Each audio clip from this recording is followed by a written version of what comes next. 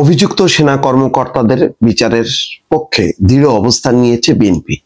BNP বলেছে যে সীমা লঙ্ঘনকারীরা বিচারের মুখোমুখি হোক। সেনা কর্মকর্তাদের নামে গ্রেপ্তারি পরোয়ানা প্রসঙ্গে বিএনপি একটা টানটান উত্তেজনা আছে, ভিতরে ভিতরে অনেক রকম অস্বস্তি আছে। অনেকে আবার খুব প্রতীক্ষা আছে যে এইবার সেনাবাহিনীর ভিতরে না জানি কি ঘটনা ঘটে, যে তারা এটা মেনে নেবে না।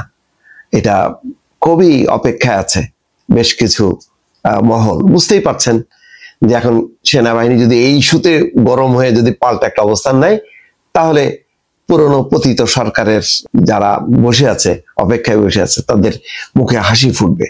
কিন্তু সম্ভবত সেই হাসি ফুটবে না, কারণ অল্প সংখ্যক ব্যক্তির দায় সেনাবাহিনী নেবে না। সেনাবাহিনী বরং কলঙ্ক মুক্ত হতে চায়। কিছু বিলাসী সামরিক কর্মকর্তা তারা মানে একেবারে দলীয় কর্মকর্তার মতন বা দলীয় নেতা কর্মীদের মতন আচরণ করছে, সুবিধা নিছে। তারা তাদের পদে থাকার জন্য অন্যদেরকে বঞ্চিত করছে, সংখ্যাগরিষ্ঠ যারা পেশাদার সেনাবাহিনী সদস্য।